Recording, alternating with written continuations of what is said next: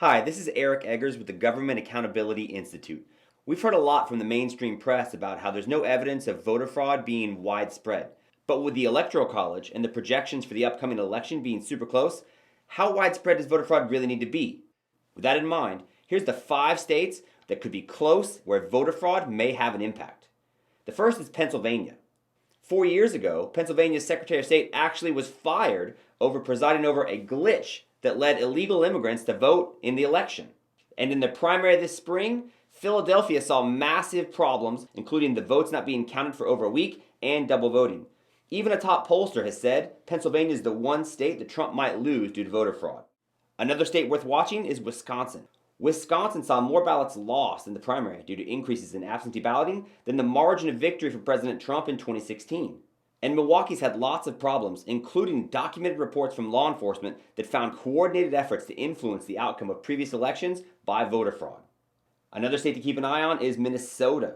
We've seen voter fraud possibly influence an election in Minnesota when Al Franken was elected to the Senate. Plus, you've got the recent Project Veritas expose, and Minnesota allows same-day voter registration and quirky things called vouching, where you can actually register and cast a ballot without providing an ID or proof of residence as long as somebody else is there to say that they vouch for you.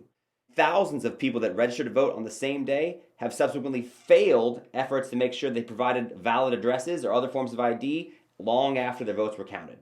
Michigan made headlines this summer when they announced they were going to mail every voter an absentee ballot request form. This is a problem when you consider the documented problems with Michigan's voter rolls and the city of Detroit, which has had elections officials charged with voter fraud previously. And Michigan's governor recently vetoed legislation that would have made filling out absentee ballot request forms on behalf of other voters a felony, saying it would, quote, muddy the waters. Finally, Florida.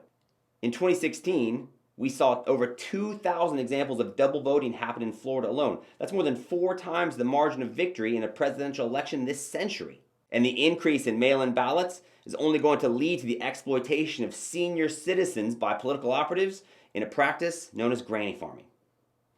I'm Eric Eggers with the Government Accountability Institute, and those are the 5 states where voter fraud may make an impact in this presidential election.